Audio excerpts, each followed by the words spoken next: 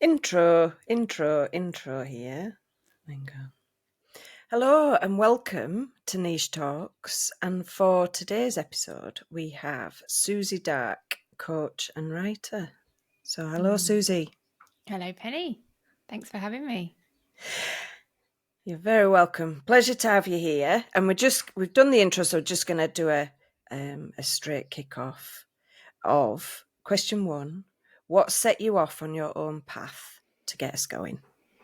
So I think it would have to be like realizing I didn't fit in to the path that I was on at the moment at that time. Actually, kind of needing to create my own space for somewhere that I was going to fit in, and I think it had been bubbling for years and years. Really, this idea that I didn't quite fit into any of the spaces that were available for me. Like I feel like I've had quite a meandering career path, and I can see that's probably because everything I tried, I'd get there and think this isn't quite right, doesn't quite fit either my circumstances or my personality or I guess like the energy or the like I don't know, my capacity or something. There'd always be something that wasn't quite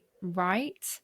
So I tried out a load of stuff and I just kind of landed in different things that were kind of okay and thankfully have brought me to a place where I do feel more settled now, but they weren't quite perfect. And I think there were then two like massive events stroke decisions that I made that really made everything kind of crash down around me. And I was really like, well, what am I going to do now? The first one was moving to Cornwall from London.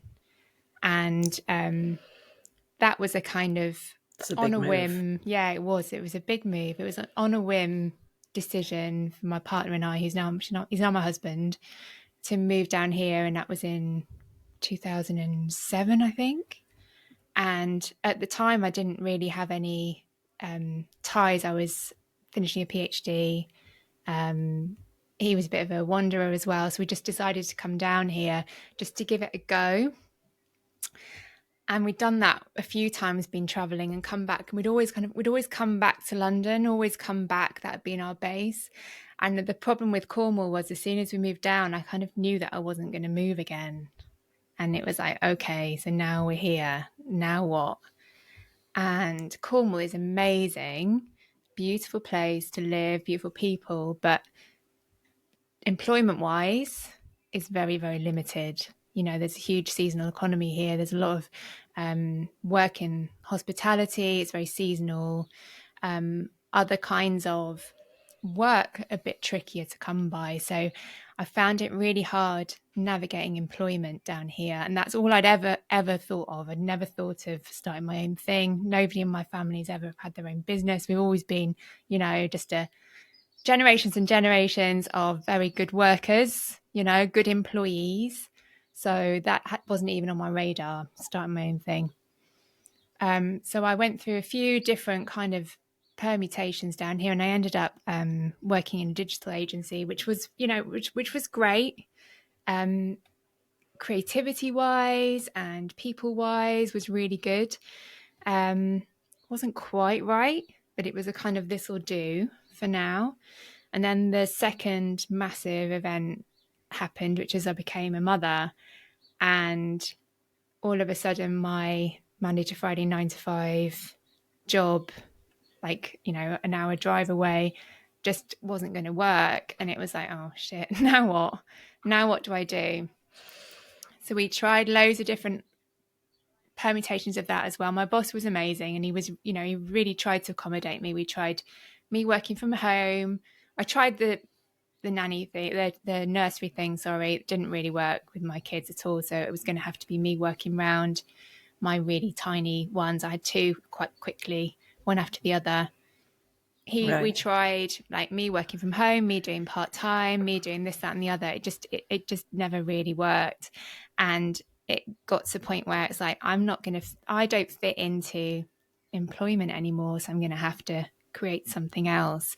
And I think that's really where it all started, was realizing like, okay, I'm going to have to do it. I'm going to have to make my own little corner here where I can sit, and then realizing, wow, that's a really big chunk of freedom. Then if I get to make it, I can shape it, and I can choose to do exactly what I want and work with whoever I want. And all of a sudden it comes from being this like, okay, last resort, to being something really quite exciting and massively daunting and overwhelming as well, obviously, because then you're like, where do I even start? Never worked for myself or anything. So that was kind of it. And I started off, I took my that role at that time, which was copywriting, and went freelance with it.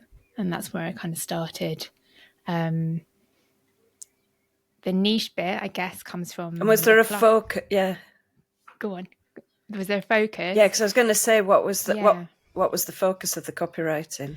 The focus was that, okay, so it was really client based. It was, I didn't want to work with kind of people that I didn't want to write for. How can I put it politely? I wanted to work with nice people. I wanted to work with nice humans who were doing good work. I didn't want to write for faceless corporations. I didn't want to work for big companies just churning out words, selling nothing, for nothing. I It's wanted to things you work don't for believe smaller. in. Yeah, exactly. It was, yes, it was the kind of stuff that people were selling, but I think it was the people themselves. I was really interested in working with very small businesses. So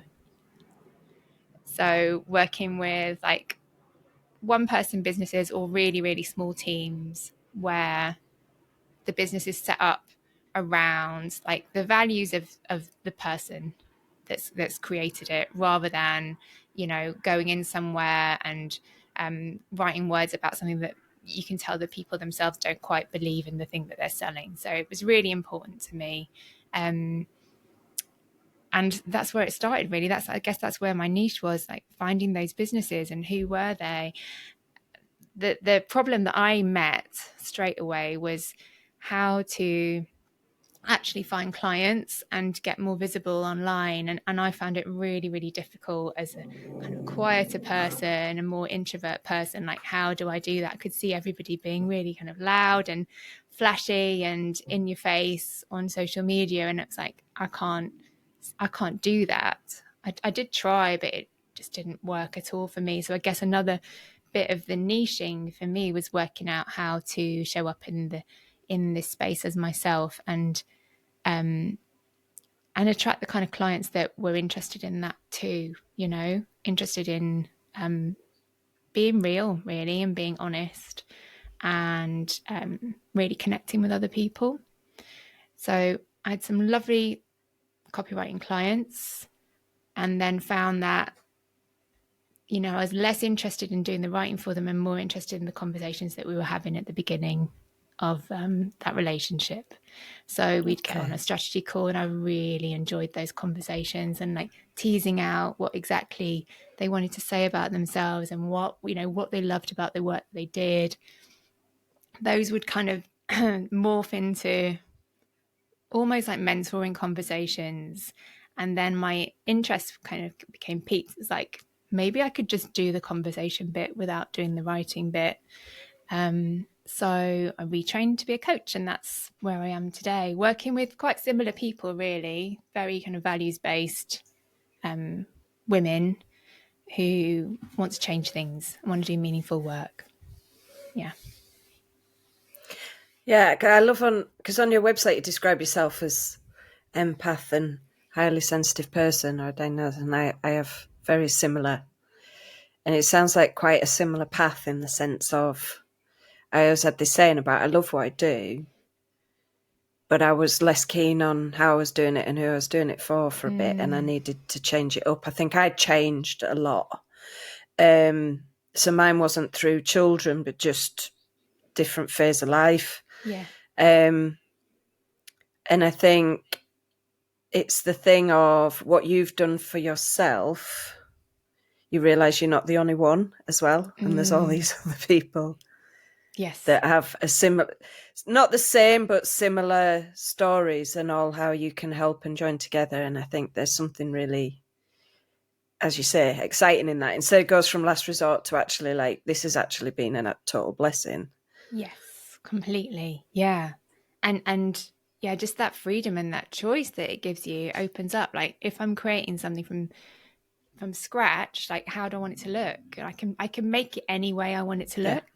That really just feels really good. I can choose the clients I work with. I can choose the work that I do. There aren't any constraints really once you start building your own thing. It's Which like is both exciting. Yeah. and terrifying, yeah, and overwhelming. Yes. Yeah, yeah. Yeah. The overwhelm of it as well. So I think that's what's really interesting when it's all these that we find out that it wasn't just us that couldn't fit in these spaces. There's lots of people who couldn't fit in these spaces, and then Mm, helping people together make these spaces for themselves. yeah, yeah. I thought it was really interesting as well, like you say about, because it's often that change of path that not everybody, a lot of people think it all needs to be worked out, perfect, done from the off.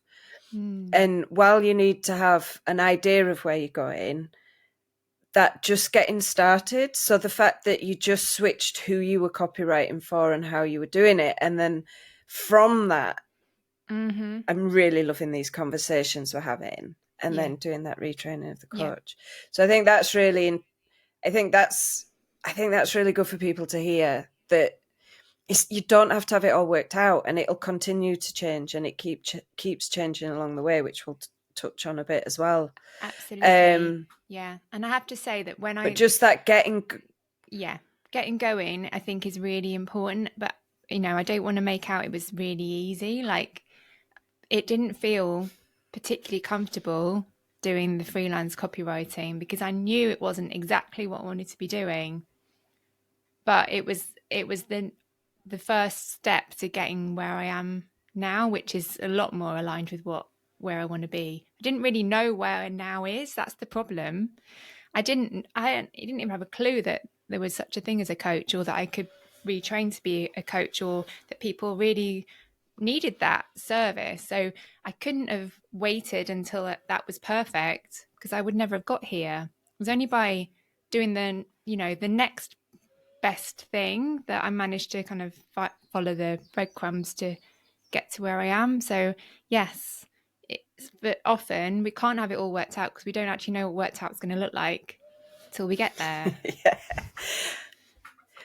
Well, and that's both the exciting and the terrifying part of it. If you sort of Mm, surrender to where this could lead to, for me, that's what I find really exciting. Like, mm.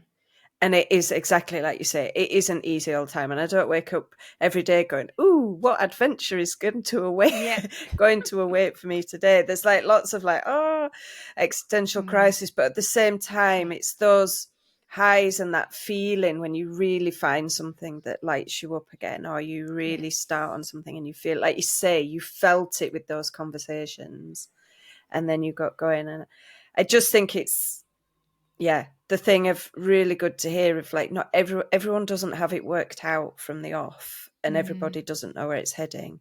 And even so more now, like everything is changing so fast, yes. like where it leads to, there'll be stuff that we've just not even heard of Exactly. very very Absolutely. soon. Yeah. Yeah. Totally. And I think, going back to that, having it all planned out, like I mean, this is really going back, but when I was a kid, I was the kind of kid that I had my entire life planned out when I was 11. Like I knew what I wanted to do.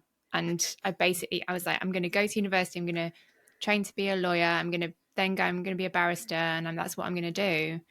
And I worked my bum off to get all the good grades and get into university. Like literally, I was so kind of single-minded. This is the way out of my current kind of socioeconomic status, is to do law and then get a really good job, be a really good employee in this piece. But then I went to university and I absolutely hated it. I hated law and I ended up dropping out. And I think that was the start of the kind of wondering. It's like, okay. So I had this one fixed idea about what life was going to look like, from being a very young kid. And all of a sudden, it's like, now I really don't know what I'm going to do. So sometimes having that really fixed idea can be Wow. uncomfortable when it doesn't quite pull off, and then we can be left thinking, well, what do I do? What do I do? Whereas if it's a bit looser and a bit more like, okay, this is interesting. Let's see how we go. There's some more space there to And actually look out. Yeah. also you sort of, it becomes a bit your identity. It's like, this is what I do, this is what I'm going to Yes. do. Yeah. So when you get asked that dreaded question, you're ready. Yeah. And then when you and then when you're figuring it out, there's a lot to unpack there, but I Mm, think from what you describe as well, like, it just shows how worth it is. So it's not that it isn't scary for everyone, and it isn't that everyone has it worked out. I think it's that feeling yourself, mm. without sounding rude, but you know what I mean? That I that know what you mean. connection with yourself, Yeah. and and when you feel that and start to listen to that, and again, we're saying that flippantly, can take some time as well, but can lead to really exciting stuff. Yeah. Yeah. And it can lead to the right stuff. There's stuff that feels good. Totally. I like that, the right stuff. So from that, the second question, if we'll dive into about how you see niche in all this. You've touched on it a bit, but how you see niche in all of this, and how would you describe it, and Mm. what benefits do you see of it? Yeah, I think for me, niche means carving out or choosing the space where you're going to fit and belong. And I think that choosing is Oh, the really that's lovely. important thing here.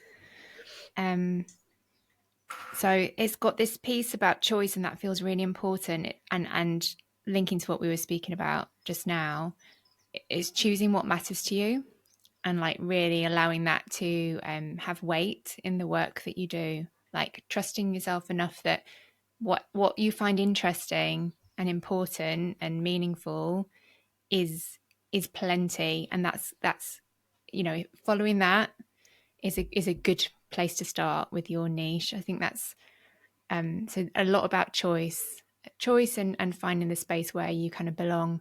But then I think there's also this other piece about um expertise and the beauty of having a specialism, and the confidence it can give you when you are a specialist in what you do.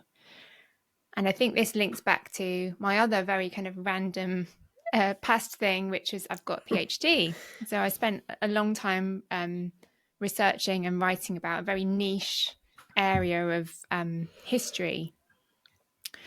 And that experience was really empowering at the beginning. I felt like a complete imposter, like, what am I doing here with all these amazing academics? I'd go to conferences and be like the little first year PhD student who I didn't speak. And by the end of it, having chosen my niche, having chosen my specialism, I knew so much about it that I just felt a real confidence around that area, like just this one little area, but that was enough. So people could ask me any question, and I'd know what I wanted to say. I'd had ideas and experience, I could share that, and that's what niche is like as well. Like if you get to choose your space where you belong, you also get to become the expert in there, which is really lovely because, who doesn't want to feel really confident about the work that they do? So I think that's where it's got a good power to it as well there, yeah. I love that, and the more you do it, the more expert you become in it. Like, that's sort Exactly. of the opposite of the vicious circle. It's Yeah. like upward spiral, do you say? Yeah. So yeah, the more you get to work and play in that space, you just can't help but learn more about it all the time. That, yeah, no, I love that. So then, where's your niche heading now? Because I know that you were also looking to expand a bit on what you're doing. Can I just pause for 1 second? Penny, is it all right to... Yeah. Is that all right? Can I shut the window? Yeah, sure. Yeah. Yeah, do it. We'll just do this, and then she'll Daisy will edit it out. Okay, thanks. Helicopter, sorry, it's really loud. Right. Okay. sorry, We'll Penny. just back on. I'll ask that question again, and then we'll see. So, how did I say it? So, well, I absolutely love those descriptions of niche. By the way, I think I'm going to have a re-listen to those. It's so interesting to hear how other people feel about it as well. It's nice, but that was beautiful. And I guess so. Then for the third question, it's like, what's next for you and your niche? So I talked about how you got here, but I also know that you're looking at expanding that even more, which again is another thing that I love with this going into a specialism. I have the thing of saying about being narrow and deep, but that you like where it can lead to within that specialism can be really roomy rather than where people think it's super narrow. Yes. So yeah, be lovely to hear where that's heading for you. Yeah. And I agree. It's like the more you get into it, it's almost like the more attuned you get to become to different, not different paths exactly, but just different flavors, I guess, of the niche. You get to hear, especially like I have lots of conversations with women. I'm talking to women all day long and just listening to patterns and things that are coming up, and also like listening to myself and seeing where my interest lies. It means you can shift a little bit. You can shift your niche, which I think is what I'm doing at the moment. And so I'm becoming, at the moment I'm working predominantly with women who are running small businesses, like very heart-led businesses. Also, it's not that I'm going to stop doing that work, but I'm also becoming really interested in women's midlife experience. So this whole concept of change, choice, and what we do with like the second half of our lives. Who we want to be, how we want to play it, basically. And I'm there. Lots of my friends are, many of my clients are, and it's become this real like nerdy interest in me. It's like got me researching again and reading again and thinking and writing, and I feel that's like my happy place when I've got like a little thing that I can't let go of. So I'm going to be following that a lot more, I think, with my business, because it just feels good. And I really believe if something feels really good and exciting, then you've got to go there. You've really got to go there. Well, And there's that's where we lots of, yeah, started in the exactly. conversation. Exactly. And there's, it feels different, but also similar. Like there's lots of crossover, like the choice things there, change, balance, growth, like self-acceptance, and then visibility, which has also always been a big piece of my work. I feel like visibility is really huge in like midlife experience for women as well. It's this time in life when we can feel like we're becoming a bit invisible. It's also a time when really we should be more visible than ever, because we've got more to say. We're more experienced, we've got more knowledge, don't care about stuff as the little things as much as we used to. So yeah, there's lots of juicy stuff in there. So that's where I'm heading. So watch this space, It basically. feels like I love it. It feels like, and I don't know whether this is my bubble because obviously I'm there, that there does seem to be more people, women speaking up, claiming the space and enjoying it as well. Like that's my biggest thing. It's like just genuinely enjoying things more, enjoying more brain, more experience, more power, more it's the whole Yeah. less fucks given. Yeah, exactly. Yeah. Yeah, But I don't know whether totally. that's like my bubble and that's what I'm seeing, and it's sort of mirroring it back to me. So it'd be interesting to see what you think about that. Like, is it? Mm. Yeah, what do you think about that? Do you think it is changing as much, or do you think we're also in our bubbles and it's also relevant to us, so you notice it? I think it's I think it's probably both of those things. I think back to the way, you know, my mum would describe, and all like her generation described menopause, it was like the change, and everyone would kind of semi whisper it like Les Dawson style, you know, like, oh, she's gone through the change, you know. And now we can actually I like talk really got. about yeah, exactly. Now we can talk about menopause and HRT and all of that kind of, we're having conversations, which is amazing. And it feels like there are more opportunities to see older women in more public roles, etc., but still clearly not enough.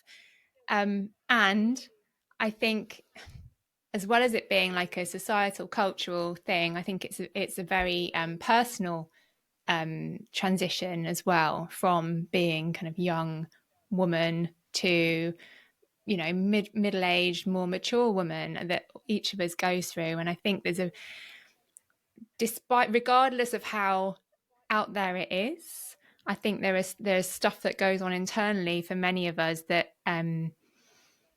feels really big, you know, big and sometimes a bit Yeah. confusing and exciting and then daunting and all of that stuff. So I think that, yeah, I think things have moved on brilliantly. There's a lot more work that can be done. And even if everything's hunky dory and middle aged women and older women become more visible and more respected in the world, I think there's still a shift that happens with us, within each of us internally, for some people more than others, that requires a bit of space and time to work through, you know, and a Yeah. bit of deliberation. Again, it comes back to that choice thing. It's like this point in your life where it's like, oh, okay, I can now choose the last bit, or the, you know, the next bit. Yeah. It's like a waking up to, okay, maybe the next bit's going to be more for me, or maybe I'm going to, you know, take control of this next part. But all of this is big stuff, I think. And it's interesting. Well, it is big stuff. It's like when you were speaking at the beginning, and it's like generations of the good employee. There's the good Mm, employee, and there's the good girl, and there's the. yes. I was all of those things, Yep. Me too. um, and choosing that over choosing myself till the point of I lost myself, Mm, which is happens over and over. So we've yep. sort of been trained a bit, programming and all that good stuff. Totally. Um, So I think it's also that, I mean, I was speaking to you briefly about it before, about this week. I just wanted a quiet week into myself, and I totally have one, but the internal battle to just have it Mm, to be allowed is to have it. like Yeah. insane. Yeah. To be allowed to have it, it's just me. Like, I totally could. Yeah. And that's powerful stuff, and that's just a week. And then we're also talking about that, like just long term, and even recognizing that and knowing that you can, and all the guilt that Mm, comes with that. mm, Like, guilt put on us, but also mainly from ourselves. But that's also out of years of, like what you say, with patterning and what's expected, and this good employee yes. and this good girl and this Yeah. not fitting in but trying to fit in. So, Yeah. and then this is like, I mean, there's Danny Molyneux, who was a second guest on here. She has a great piece of art. She calls it "Take Up More Space," Mm, and I have it on my wall, and I've it on a jumper, and it's just like yeah. that, remembering to just, you're totally as valid as anyone else to be taking up this space. Totally. Um, so that's, Yeah. yeah, I'd love to. I'll look forward to seeing what you do with that, because I Yeah. would find that super helpful. There Mm, was an interesting one as well. I think it was so, like, as a societal change of how we're doing it. I think it was the Golden Girls, and they were saying, mm-hmm. like, so we grew up with the Golden Girls, and there's Blanche, who was like this saucy minx, whatever, but Yeah. she was 50. I know. She wasn't an It's old like lady. I know. It's she quite wasn't scary. an old lady, but they completely portrayed her as an old lady, Yeah. and dress and hair and everything. And the fact that she was sexual of any kind was sort of this laughable thing. Yeah. Yeah. And I get that it's a comedy and it was a fab show and I loved it, but it's very subtle. It's like Death by a Thousand Cuts. It's And it's like been if there you're forever. 50 Yeah. and it's been there forever. If you're It is. 50 and you want to still be seen as attractive, seen as like interested in any way of that, and if you're not hooked up and married with someone, then you're sort of this laughing stock. But do you know that that's been going on for hundreds of years, and like so going back to like my PhD is all Yeah. in like Renaissance history, and the art, the depictions of older women, they're generally either subservient and they're married and their mothers and their grandmothers, etc., and they're under the patronage of men. If they are widowed, like there are lots of depictions of women that are ridiculed. There's one by Da Vinci of this duchess, and she's this hideous caricature of this kind of lusty older woman with a big wrinkly cleavage and too much makeup on and all the rest of it. And it was this real demonizing of those kind of women because they were dangerous, because they had their own means, because they weren't under the control of any kind of man. And so this plays into it as They'd well. It's like, realise their own power. yes, exactly. So if we then follow what you were saying earlier, like you've been the good student and you've been the good worker and you've been the good, partner to your man, like, so, but how can you be the good older woman? Like, what is that? What does she look like? And I think that's an issue as well, because that's changing. That's really changing. Think about my mum's generation and my grandmother's generation. Like what happened? What were women expected to do when they hit menopause, and then afterwards wasn't really like get out Well, and there also and stay go for very it. Yeah, it was stay well, quiet. It was also look staying very after. quiet. Yeah, Yeah. and looking after the next Don't generation's bother children. everyone else with it. Yes, don't be a burden, all of that stuff. So it's almost like there aren't any roles, there aren't any rules or any roles. We've got to make it up. So again, exciting, overwhelming, all the rest of it. Yeah. Yeah. It is. And it's like my thing with kick-ass women is because I've always battled the status quo. I didn't always realize it at the time, but now when I look back at my entire life, never Yeah. mind just my career, but if I look back through my entire life, I was just fighting this from the off, Mm. and fighting what it was to be a girl, a female, whatever. And yeah, it's just really interesting, and how that would be for the next coming through, Mm. and that you can make it for yourself and the path for yourself. Because I always used to have a lot of comments about, oh, you're so brave doing that. And it was like, I don't feel like I have a choice. It was like a Yes. thing Yes. inside that's just Yeah. Yeah. that just I can't contain it. Yeah. And whereas I used to be a bit not ashamed of it, but sort of battle it, I suppose now it'd be really interesting to see where that goes when you don't do that, when you don't try and make it smaller. Mm. What Mm. can happen? Mm. Yeah, totally. But I love as well that actually your PhD comes full circle in what you're yeah, doing it as well. kind of Like, I does. think it's Yeah. interesting that where we focus, we don't always realize. You go with your gut and you go with what you should be doing, and then not should be doing. You go what you feel you should. Well, your Mm. internal should, not external should. I should be doing this. This is what I love. This is what really interests me. And then how it connects dots later on. I love that. Yeah, it is lovely to see, like, oh, okay, that all that wibbly path kind of makes sense then. It feels quite, it's quite a relief, really, isn't it? But yeah, totally. My PhD was all about visibility and women and memory and relationships and connections and all of that gorgeous stuff. So yeah, thank God, Penny, it all, it all makes sense. It's as if I planned it out.